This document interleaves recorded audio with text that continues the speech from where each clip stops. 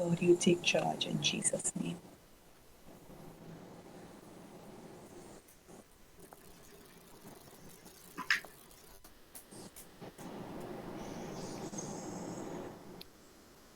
Good afternoon and welcome to Heart Talk Between Sisters.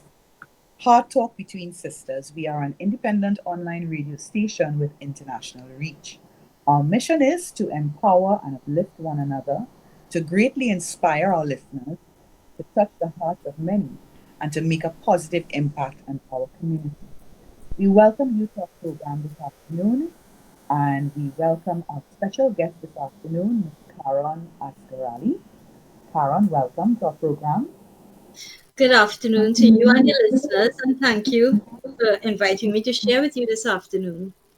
Wonderful. Thank you. So, we just ask you all, as our listeners, to kick up, relax, grab a drink, a hot drink or a cold drink, grab some snacks, and just take in our conversation this afternoon. My name is Alana Wheeler, and I will be chatting this afternoon with, again, Miss Caron Asgarali from Trinidad and Tobago. And today, Caron, we spoke earlier in the week. We had a nice long conversation earlier this week. And we spoke about so many things. Your life is so full and you've had so many exciting things happen with your life. So I just want to read a little bit about who Caron is before we get into the conversation, and then we'll take it from there. So Caron is a chemistry teacher, and she says she concocts stories. She's a runner who races against herself, and she's a self-published author who writes for peace and peaceful. Caron is also an inspirational speaker, book developer, an educator, and a survivor of gun violence. So Caron is going to talk some more about that experience because that is tremendous. When not behind the desk, Caron advocates for peace as the founder of Project Rare, a registered not-for-profit organization. As an editorial assistant, she worked for Winston Duperan in Trinidad and Tobago as in his most recent publication. As a book developer, she has worked with Parasram Ramutar, a diaspora journalist. And when we say diaspora, we mean someone from Trinidad and Tobago who lives outside of our country. And her speaking engagements have included at graduation ceremonies, primary schools, secondary schools, Full Gospel Businessman International, local Rotary Club in South Trinidad and Tobago, Maritime Insurance, Christian Chamber of Commerce, and many others. Caron was one of 20 BBC Outlook inspirations in 2018 for the strength and resilience displayed in redefining herself after she was shot, after she was a victim of gun violence. In 2019, she received a Heroes Award from an international company. And most recently, Caron received an award from the Loani Miracle Woman Award. And later on, we're going to talk a bit more about Loani or Loni, which is an international group, Leaders of All Nations International. In 2021, Caron launched a Writing to Heal online program that continues until today.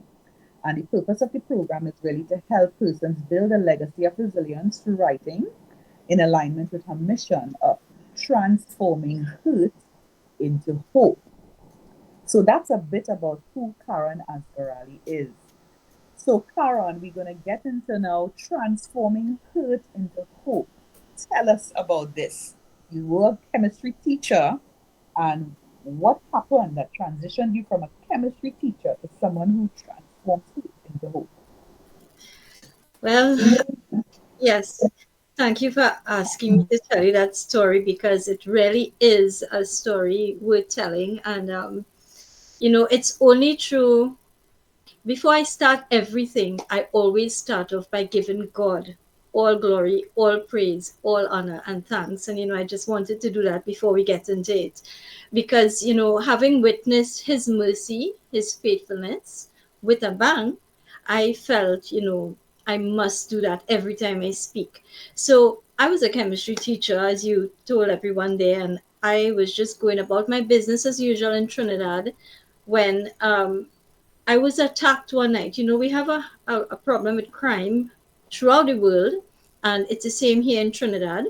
And I was attacked by bandits who wanted my car on one particular night.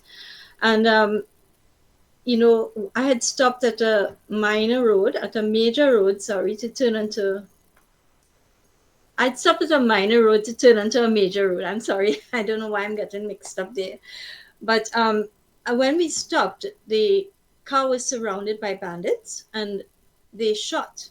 They were shooting at the driver to try to take control of the car. Fortunately, I mean, it might sound like it's not fortunately, but fortunately, I was shot rather than the driver, because had it been the driver, I'm pretty sure I wouldn't be speaking with you here today. So when they shot at me, well, they shot, my driver realized what was going on and started to speed away. Even as we sped away, we could hear gunshots ringing out in the background. I didn't realize, I knew something had happened, but I didn't know that it was that I had been shot at the time. It was only when my driver looked across and started to scream aloud, and I felt this warm liquid flowing from my face, and I put my hand to my face, and I realized what had happened. And what had happened was that my chin had been blown off completely, almost completely. It was hanging by a tiny piece of ligament. Wow. My lower jaw was shattered from left to right. My tongue was macerated and in danger of slipping into my throat, and I was also shot in my chest and my shoulder. So, needless to say, my driver was terrified and was speeding away. But even as we sped away, I tell you, those bandits were still shooting mercilessly in the hope of, stopping us, maybe blowing up the car, because there was even a gunshot as close to the gas tank as possible without actually hitting the gas tank. Mhm. Well, eventually, what happened was that, I had to go through, I got to the hospital, I went through emergency surgery. When I got up the next morning, I was attached to a whole host of tubes. And out of that, my family was told I'd be at the hospital for about 6 months in ICU, and then a total of 1 year. And Wow. it didn't work out that way. Alana, God is so great. I had people internationally, I'm talking about friends and family members, praying for me. Yeah. And I felt cocooned even while I was in ICU. I don't know how to explain that other than the way I just said it. But I knew that I was protected even then. And when I eventually came out, 3 days after, when I was given 6 months, 3 days later, I came out of ICU. And 1 month after, I was able to leave the hospital.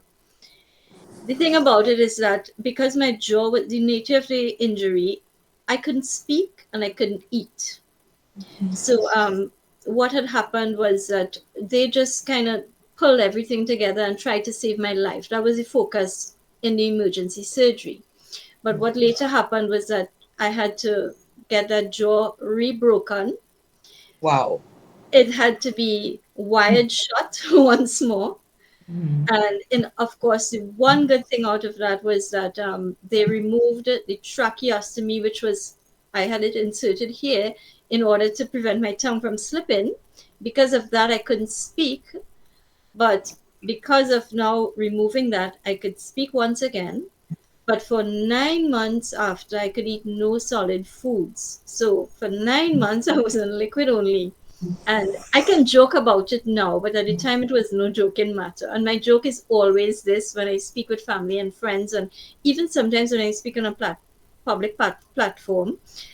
The joke is, if you want to lose weight, go on a liquid diet. It's not the best thing. It's definitely not the best thing to do. But I went down to a mere 80 pounds, which is like skin and bone. You've seen how tall I am. Oh, yeah. So I was down to 80 pounds. I'm struggling, but even at that size, I had to still go through reconstructive and plastic surgery to kind of get back to looking normal, because I was a teacher, as you heard, and as a teacher going into a classroom with your face distorted, it wasn't something I wanted to have to face. Yeah. So I made the decision to go through this reconstructive surgery and to try to fix as much as I could. Unfortunately, what it meant was, so I had my jaw broken the first time by the bandits, the second time by the doctors, and then I had to have it rebroken a third time. Wow. Simply So, Caron, because, So Karen, Yes, let's pause. Let's stick a pin here. sure. Yes. Where was your family in all of this, and how were they dealing with it during this time, these initial stages? Yes, that's a really good question. So I was alone. I lived alone even before that. I'm a divorcee. My son, at the time he was 22 years old, he was at university. Mm-hmm. So he wasn't around. Nobody else was around. It was just me. I was out that night with a drive on a drive with a friend, and my when I got to the hospital, they made a phone call. They tried to contact my son. They Mm-hmm. did get in touch with him, but he wasn't able to reach in time before I went to emergency surgery. So the thing with him is that he missed out because, and he could have missed me because they sent for him simply because my situation was so critical at that point in time. They really thought that I was going to pass. So they wanted him to get down there. He didn't get down there until afterwards. Unfortunately, I made it. What they did instead was they contacted my brother, and he was able to get there just before I was wheeled in. And we didn't discuss this before, but that was probably one of the things that gave me a lot of hope and that gave me the strength and the courage to pull through, because there were times when I thought in that short space of time between being shot and emergency surgery, there were times when I thought that I wanted to give up. But my brother came in, he looked at me, and he whispered very quietly into my ear that he was seeing me exactly the way he knew me. And Wow. that gave me so much courage. It gave me the encouragement I needed.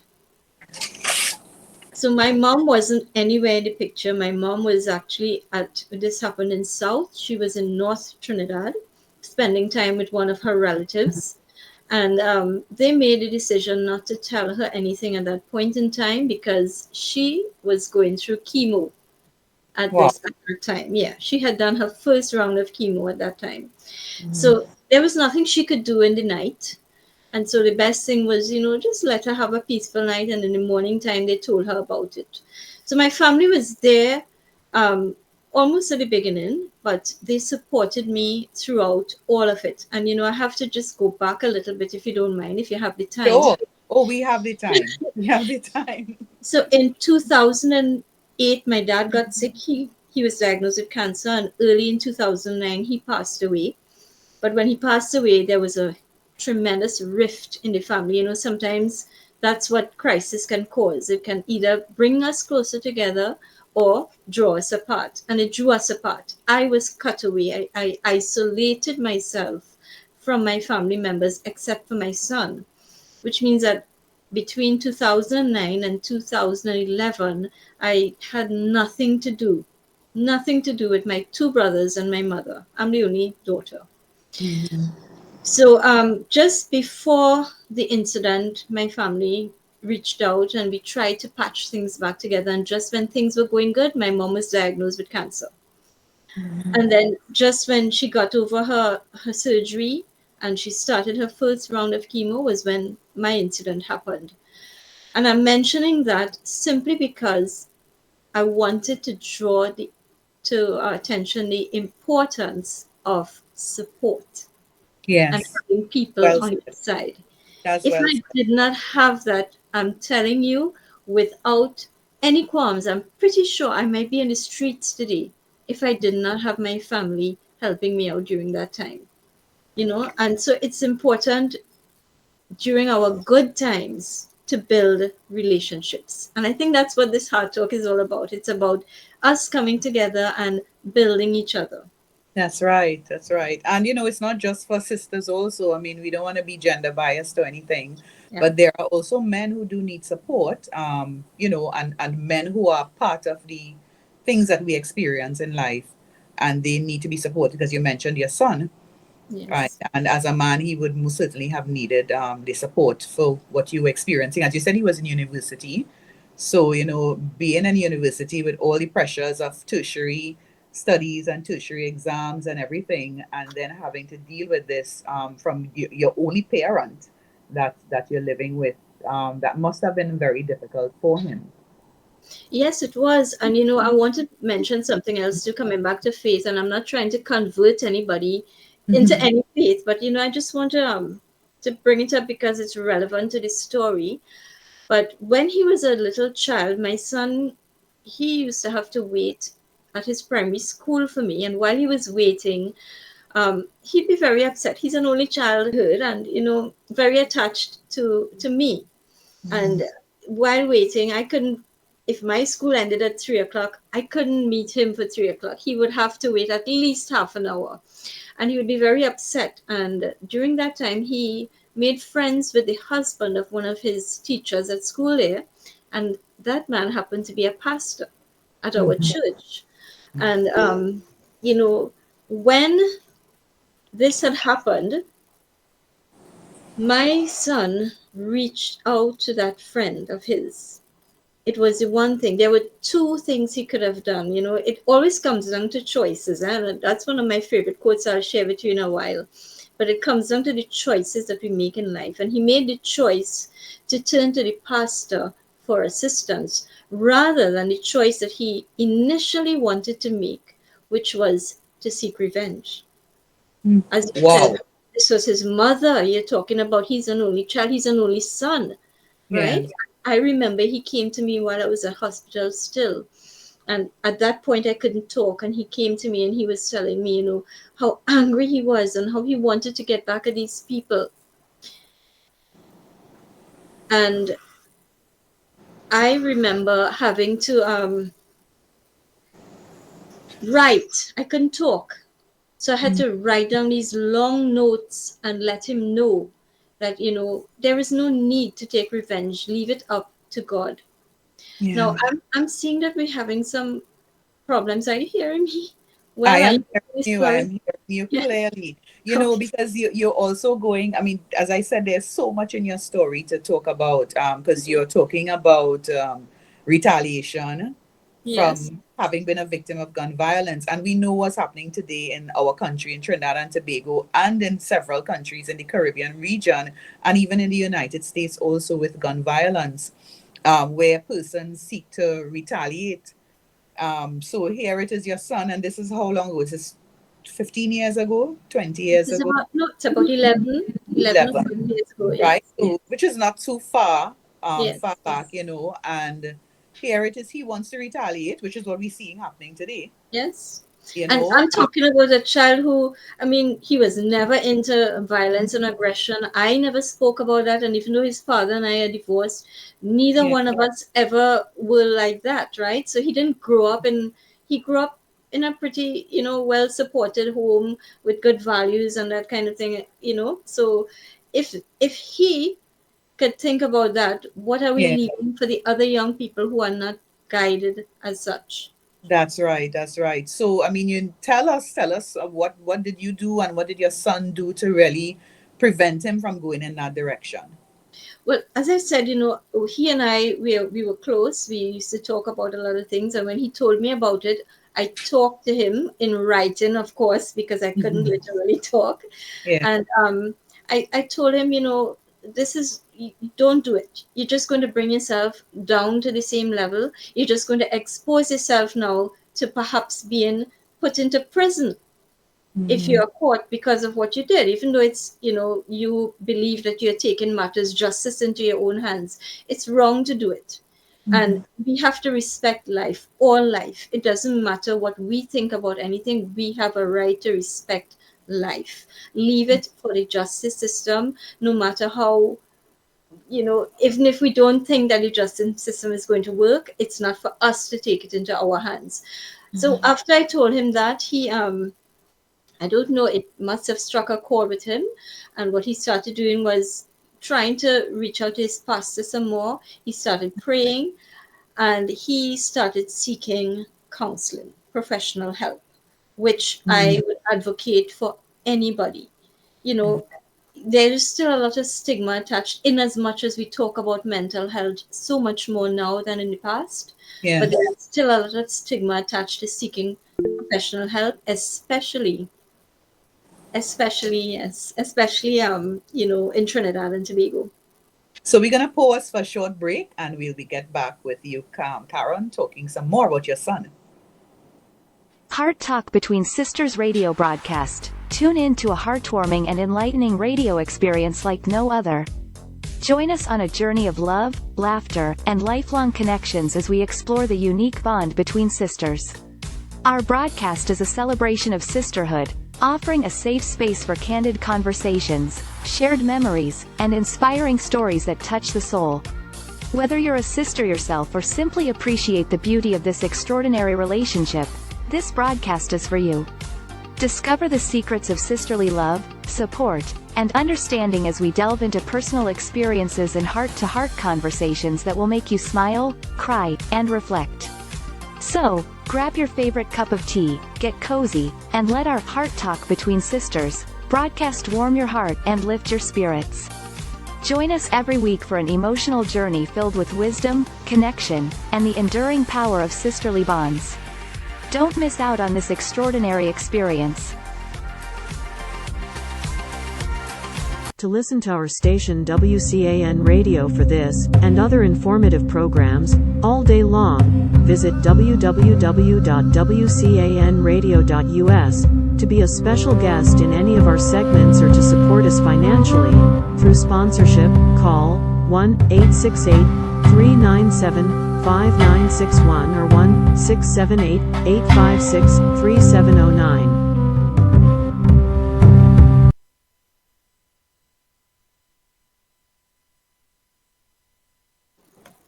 So we welcome back our listeners, and we are here on Heart Talk Between Sisters. My name is Alana Wheeler. I'm the host for the program, and I am here having a conversation with Miss Caron Asgarali. And we last ended with Caron talking about her son, and the son wanting to take vengeance or to retaliate on the persons who shot his mom and almost caused his mother to pass.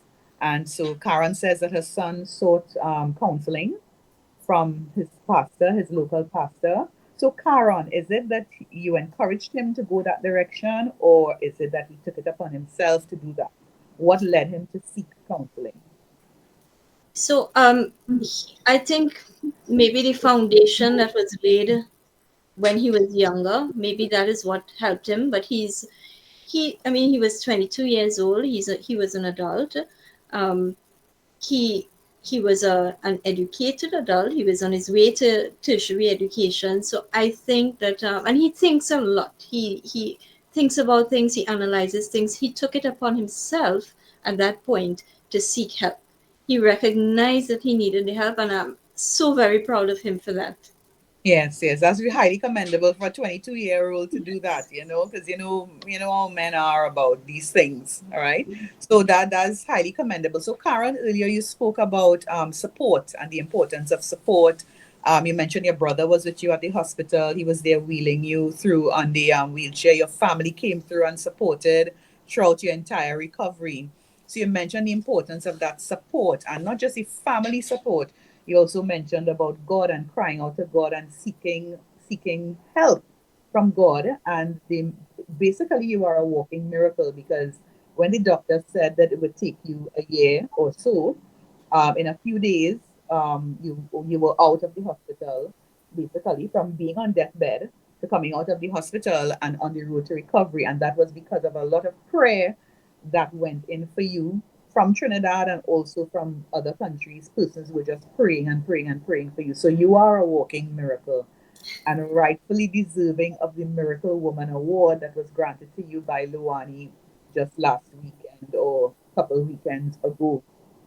So we time goes so quickly. As I said, we're almost at the halfway mark. Um, Yes. so you mentioned about your son. We want to talk about adding values to your life so that you could add value to the lives of others. You mentioned stuff with your son, what you went through with your son, but even also your own experience. Tell us about your own experience, and how can a person do that? What happened in your life that you were able to add value and invest in others? So, that's such a good question, and it's linked up to you calling me a miracle woman. I don't think about myself like that, but I do say that I've been given two chances at life. And, I like to think of it like in this way. The first phase of my life, I was a chemist or teaching chemistry. And the second phase of my life, I am what you would call a figurative alchemist, where I want to transform hurt into hope. That became my mission because when I went through all that hurt and I knew I had support, and I know that there are many people who probably go through worse than I did, and they don't have, or even less than I did, but they don't have support. It doesn't matter what you go through. We can't compare the burdens that we have to go through because God customized those burdens for us. And whatever it is you're going through, it's bad, but you need support, and some people just don't have it. And I've always been that kind of person where I wanted to help others, and as a teacher I did it. And now that after the incident, I had to retire on medical grounds. And so, I was looking for things to do and finding things to do all the time, because what I've found is that, if you don't do that, we just kind of reached a stalemate. We don't grow anymore. And that's what I like about this program. This is about giving us all of this substance to help us grow. So, coming back to that, so when I realized I wanted to transform hurt into hope, I started initially just by sharing my own story in a book that's called From Lion to Lamb, A Spiritual Journey.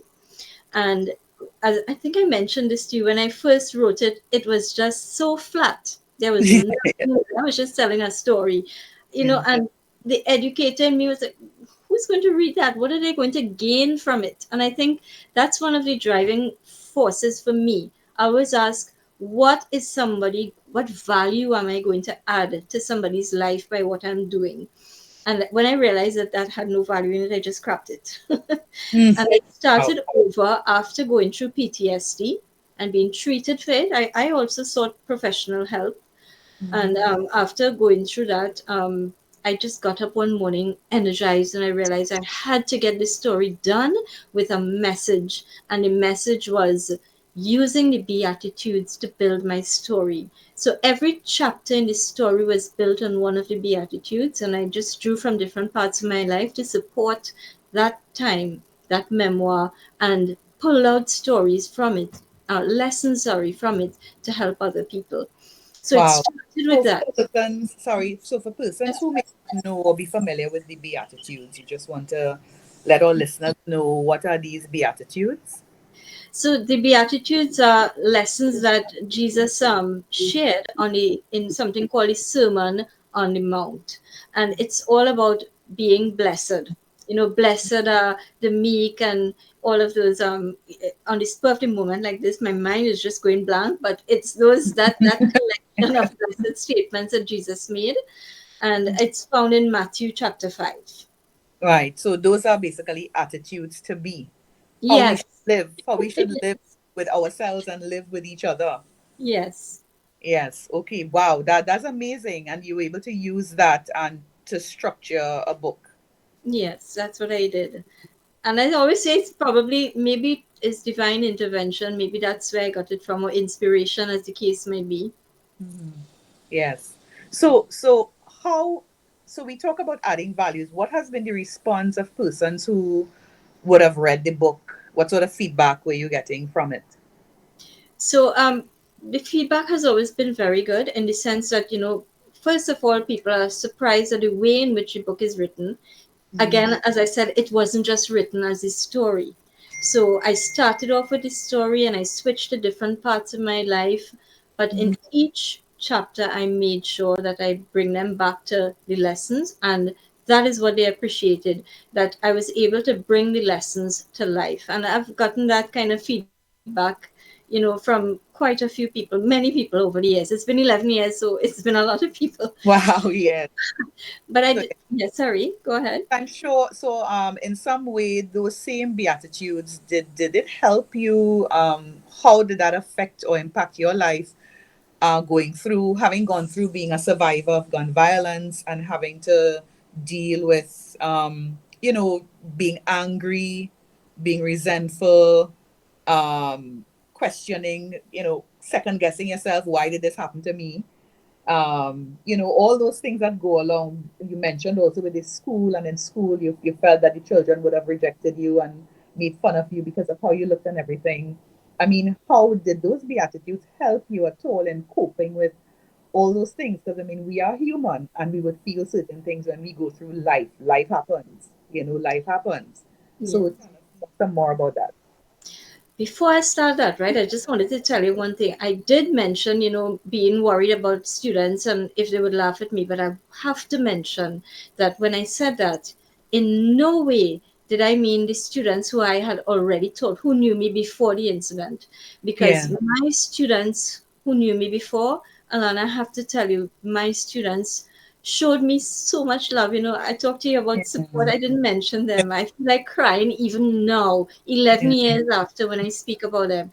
Because Wow. what they did when I had a Form 4 form class at the time, the school is just maybe about 20 to 30 minutes walk from the hospital. Mm-hmm. And those children, the boys, the aggressive, the rambunctious boys in the class, the ones who always giving you a little trouble, but you really like them. Those boys, when they heard what had happened on the news that morning, they packed up their bags and they were ready to run through the gate to come up to see me. Yes. Yes. I always make a joke that if they had come up there and I knew they were up there, I was going to run them back in school. But but the thing is, they really they sent love. They drew postcards. They sent Yeah. letters. They just sent all sorts of love. So I just wanted to clear that up in case any of them are listening and they Yes. think that I think this about them. I don't. I was Yes. really talking about the ones who didn't know me Yeah. So and there what. you had, you mentioned support, the importance of support. And so I just wanted to highlight, even for the listeners, that you had family support, but you're also talking about having support from your community, That's your right. immediate community, which is the persons you work with. And you had the support of your church and your pastor, and you had support of community. So for persons who may be going through this type of experience or similar experience, they may not have family members or relatives to provide that support, but there is community support that is available. There are always people who are around, who will come and who will step in, when needed and when required. So yes, so sorry to continue about yeah. Yeah. So you were asking me, about this, how what I did to cope, and this is why I think that my motto has become transforming hurt into hope, because God did so much for me. Do you know, Alana, that while I was at hospital, I can clearly remember the night I got up. Couldn't sleep at night, even with all the medication and the morphine and whatever else they were giving me. I couldn't sleep. And I got up one night, barely able to walk because I was so weak, walked to one of the windows and I was looking out at the sea because San Fernando Hospital, as you know, we're very close to the sea. So I was looking out at the ocean, at the sea, and I was just thinking about things and playing over things in my mind, what was happening. And I don't know where it came from. It cannot be me. I take no credit for it, but I was able to get to the point of forgiving my attackers as early as while I was still at the hospital. And I always say that perhaps that is the reason why I was able to leave the hospital before time, why my healing was so rapid, because I let go of those things. Now, at that time, I let go. It doesn't mean that I still didn't have to go through all the things that we go through when something bad happens. I still had moments of doubt. I still had, second guessing, wondering how I look. But there's another moment that stood out for me in my life, and that was when I came home. I didn't look at myself until weeks after. And I remember one morning getting up, going to the washroom at the hospital, I think it was, or it could be when I was home. I'm kind of mixed up with that timeline now. But I remember looking into the mirror and I looked into my eyes. I didn't look at anything else. I just looked into my eyes and I saw who I was. And I recognized at that point that my value as a person has nothing to do with how I look, Hmm. right? That's My deep. value as a That's yes, deep. I think we need to repeat that. I think we need to put that as a tagline, for us women. yes. My value as a person. I would just say it again because I think that's important for us to just have it echoed in our ears. So let's see if I can get it right. But my value as a person had nothing to do with what I looked like, with my appearance. Yes. And honestly, I'm not fooling you. Even as I speak to you, I'm feeling to cry just saying it. But that was what helped me to go out and see people. I mean, it didn't mean that I accepted it right away or that it was easy. It was very difficult. I went through depression. I had to be treated for post traumatic stress disorder. I had to go on medication. I had to seek counseling. But just knowing that was the only reason I was able to step out into the public, even when people were looking at you. And they don't mean to do it because they're cruel, but it's something we all do. You see Mhm. somebody who looks a little differently and you look at them. And I used to feel like, like someone like from the circus, because you would see people looking. It was something strange, and perhaps people knew because, I mean, you're seeing me now and you're probably seeing a A little very bulge. beautiful person. A very beautiful person. I wish the radio listeners could see, but maybe at some point they'll be able to Google you and find pictures of you and stuff. Beautiful. Really, but there was a huge bump right here at one point in time, and because the rest of my face was so gaunt, having lost all that weight, all you saw when you saw me was that area. And I remember going into one of a school I had taught at in the very beginning, and I went with one of the Presbyterian ministers during a religious RI, religious education, religious instruction session. And Mhm. all the students came to the session for the first time. The room was filled, and you know why they came, Miss Wheeler?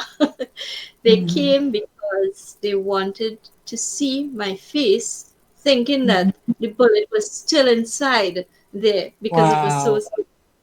Yeah. And I didn't mind. You know why? I had passed that stage, and I knew that Yeah. here I was getting an opportunity to reach and mold young minds. Yes. Wow, that is amazing. So what was that like, having to go from bandages, because I'm sure you would have had bandages on the face for some time, and then actually deciding at what stage you would step out in public? Because during the time of wearing those, that must have been some months of wearing bandages, right? And not facing anybody. I mean, did you just stay at home, locked up inside? Did you go to church at all? Did you go anywhere at all? Or did you just remain, confined in a space for all those months? So you see my face and the readers and the listeners are not seeing, and I'm smiling because I've been to so many interviews. It's 11 years now, and nobody ever asked me that question. Wow. Well, this is Heart Talk Between Sisters. So we're talking Our from the talk, heart. yes. It's as though you're in my head. It was very, very difficult. I'll tell you that for the first maybe I did go when I had to go to clinic. Mhm. Other than that, I wouldn't go out. And especially after reconstructive surgery, because there was a time when very few people know this, unless they read the book or they heard me say it. I very rarely say it. When my Mhm. chin was attached to my shoulder. So I was literally like Ah, that for a yeah, while, just doing yeah, the graft. And definitely, I was not going to step out like that. So yeah, it took me yeah. a long time. I would say it took at least a year. It could be closer Mhm. to a year, some months, before I Mhm. started going out on a regular basis. Mhm. Wow. What? Okay, so we're Yeah. gonna pause for a few minutes to have a little break. Celebrate International Women's Day. In honor of International Women's Day, the R network of radio stations, including HTBS Radio, has partnered with 3,500 international retail stores worldwide. Celebrate International Women's Day with us by sharing exciting deals and promotions on your platform today, connecting and commemorating the spirit of the day with your audience. Shop through our special links. Assist us by sharing these exciting saving opportunities while we raise the required funds to finance our global projects. Call us today for more information. Plus 16788563709.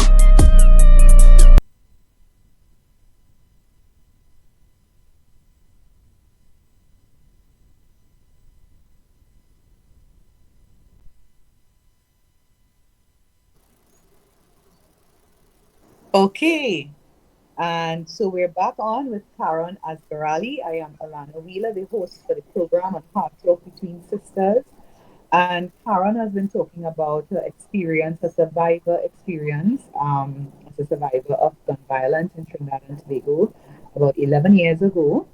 And we've reached a stage where she's been in bandages and didn't go out for about a year after to face the public or anything.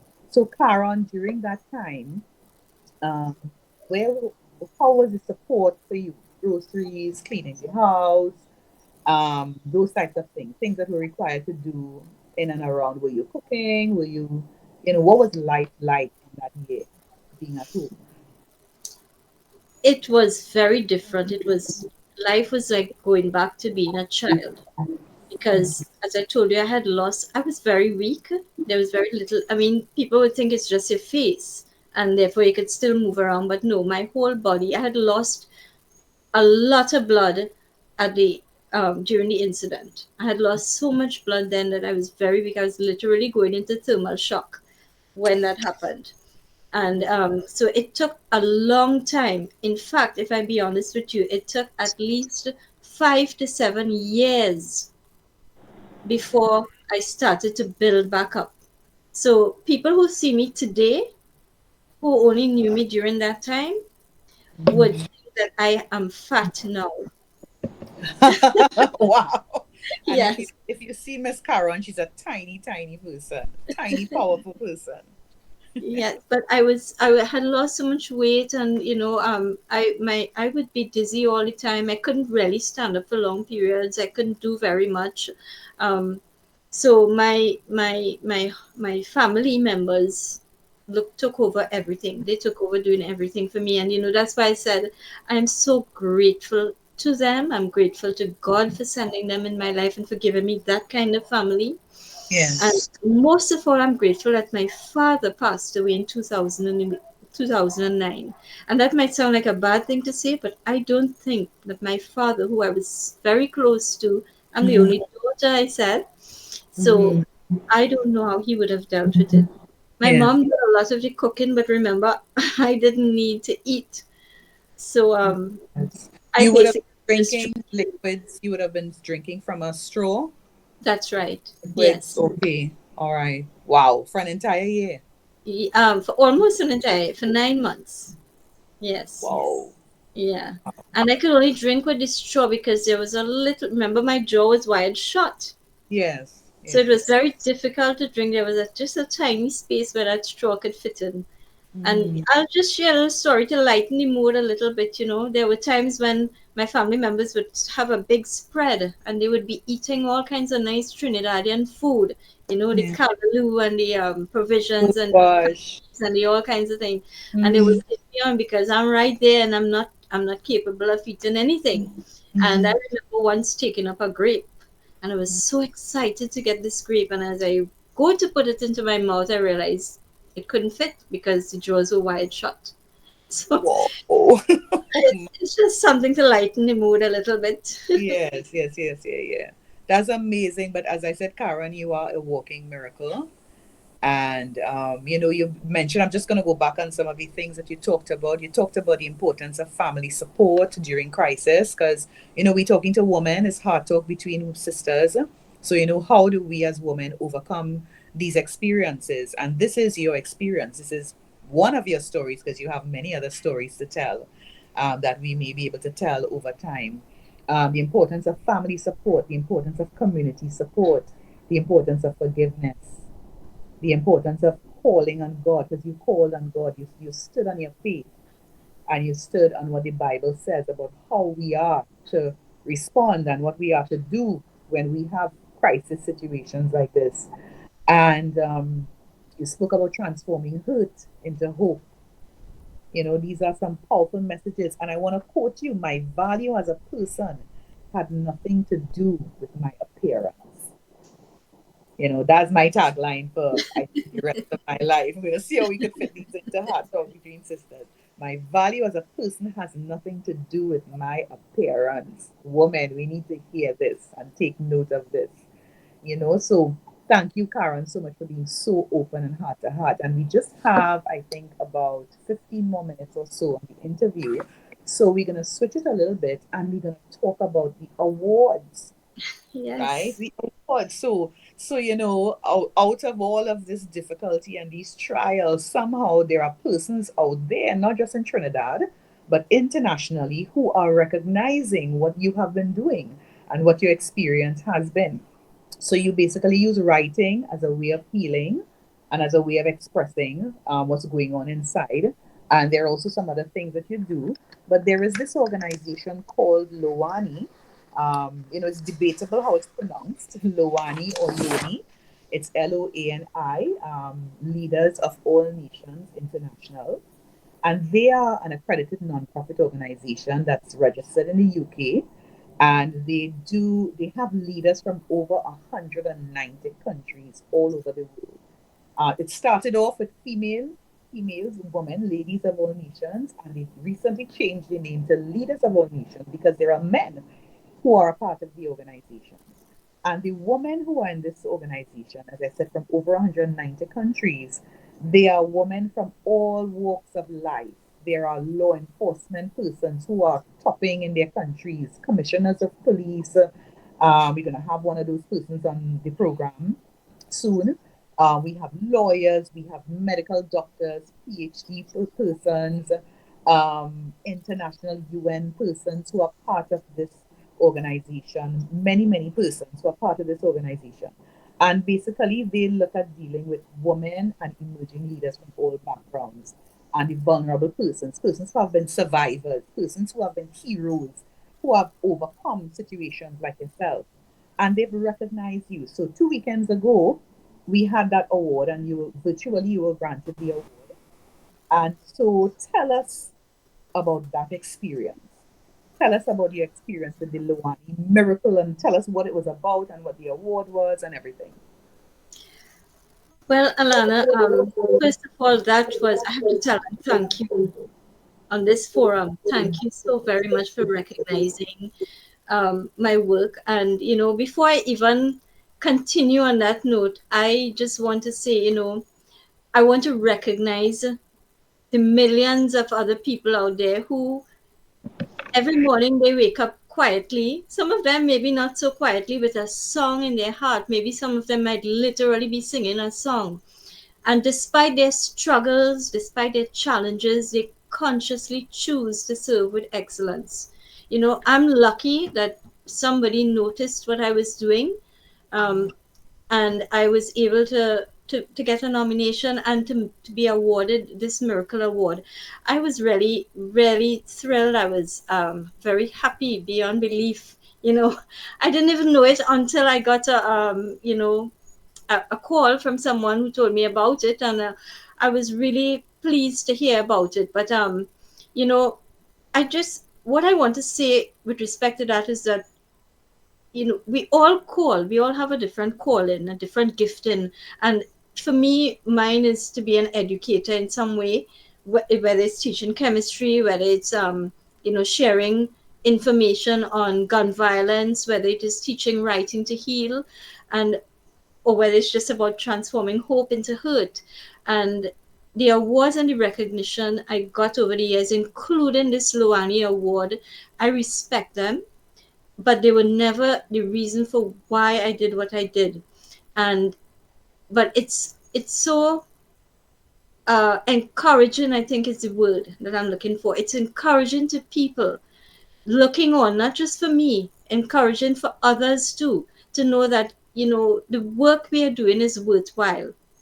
And more importantly, I think that, you know, when I looked at the kind of people at Luani who were getting this award, it was so moving and it made me very reflective because all I saw were highly qualified, inspirational women.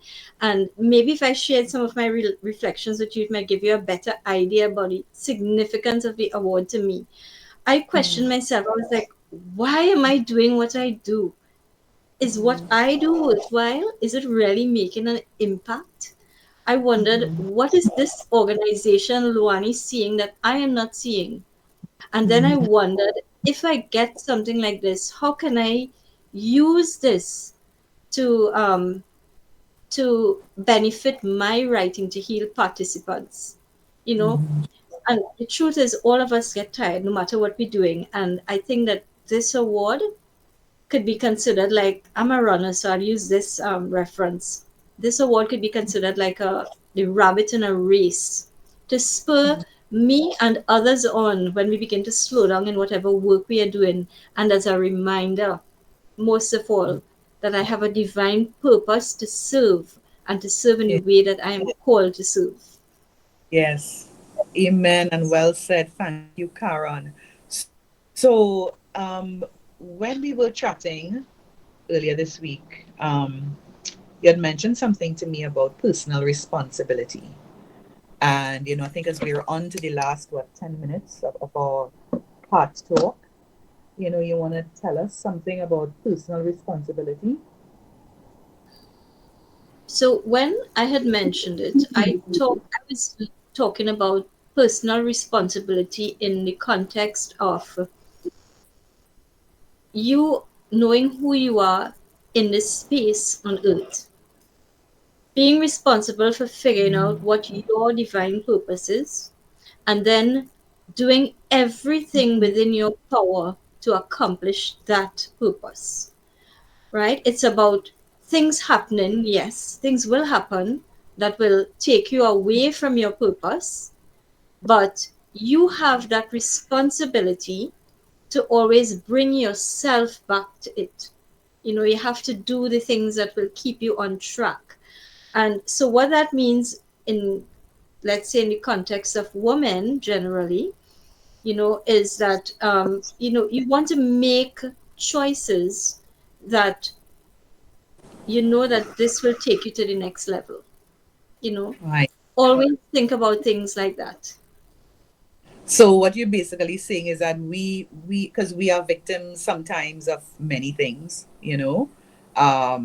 and so we shouldn't remain in that victim mindset, that I'm a victim, why me, oh me, poor me, everything always happens to me. But really to rise above that and overcome that victim mindset, victim mentality, and really become an overcomer and a survivor. Yes, and even like in writing to heal, right? What I tell my participants is this: yes, it's something bad that happened to you, but you're going to change your perspective today. That's on a day three in the writing. Change your perspective today. And today you're going to write about what happened, this bad thing that happened to you, in a good way, using positive language. Or if you can't find something good to say about it, use that event and create something good out of it. So this was something bad that happened to me, and that's why, like, from over this last 11 years, when I look back today because I was trying to reflect on what we might talk about. Yeah. And as I reflected, I realized that almost every day I consciously got up and made a decision that I was going to try to do something good, because I didn't like what happened then. I didn't want that hurt with me all the time, and I didn't want anybody else to feel that kind of hurt. And so, that's what I meant by, getting out of the victim mode, as you put it, taking personal responsibility and trying to build yourself into your purpose, into who you're supposed to be. Yeah.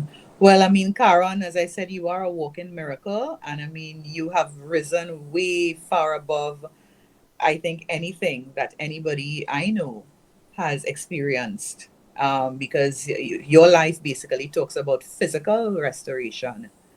Um, and more than that, all of the emotions and all the things that have been going on inside of you because of that experience you had physically, and even spiritually also. Because when bad things happen to us, we always say why. We always ask why. We tend to ask why. Why did this happen? Why me? Why not somebody else? Was I in the wrong place at the wrong time?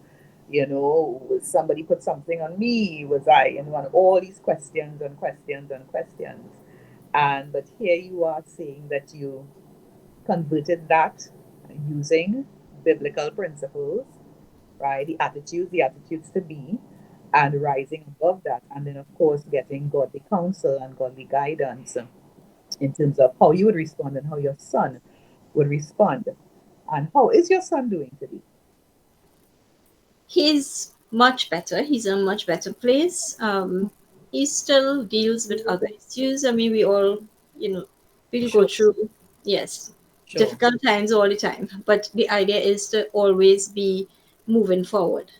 You know, Right. And he backwards a few steps, but forward again. yes, and he graduated and completed his He degree. graduated and he's a civil engineer today.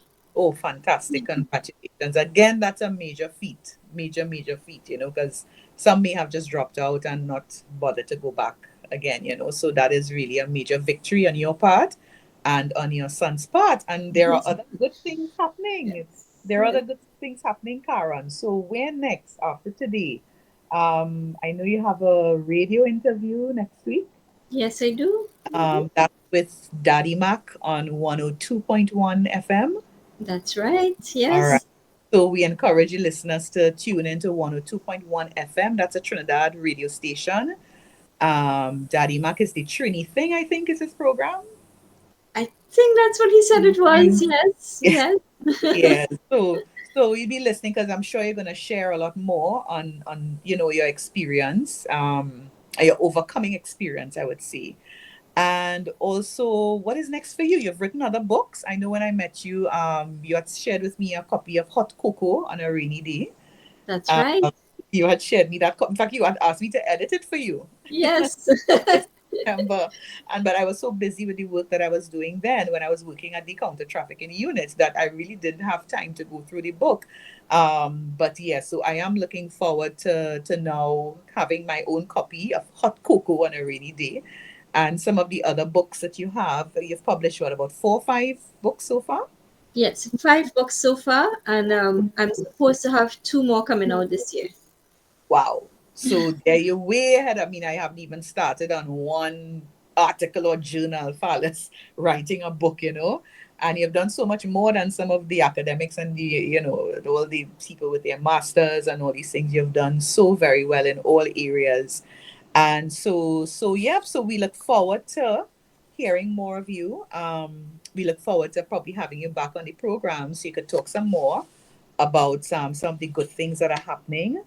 And I know we had mentioned, we chatted a bit about you having a Yes. right party, and we're going to spell that WRITE. That's one word, and party is not PARTY, but party is PARTEA, where we're going to have a afternoon tea on a Sunday or Saturday afternoon, and that's going to be like a fundraiser sort of thing, because we're building towards something. There's some other things that we would like to do with Loani, and just so our listeners would know that I am the Trinidad and Tobago chairperson for Loani International, and so there are some other things that is going to be happening with us, on behalf of Loani and on behalf of all the work that Caron and I have been doing recently. So, any last parting words that you would like to share? Well, I'd like to leave with one of my favorite quotes. My writing to heal participants would know that I love quotes. Mhm. So I'd Yes. just like to leave with this quotation. It's something that I took from Viktor Frankl, and he was one of the Holocaust survivors. And this really has been one of my guiding principles, quotes, over the last 11 years or so. And he said that everything can be taken away from a man, but one thing: the last of the human freedoms, the ability to choose one's attitude in any given set of circumstances, to choose one's way. And I think that ties in nicely with what you were talking about, personal responsibility. We have that choice, you know? Thank you, Miss Caron Asgarali. I have been speaking with a tremendous overcomer, survivor of gun violence in Trinidad and Tobago, and a writer and author. And this is Heart Talk Between Sisters, an independent online radio station with international reach. We are sharing stories and we are inspiring growth. Thank you for listening and look out for our program next week. We're going to have another great trailblazer next week, same time, same place. See you then. Goodbye. Thank you. Bye. Thank you, Karen.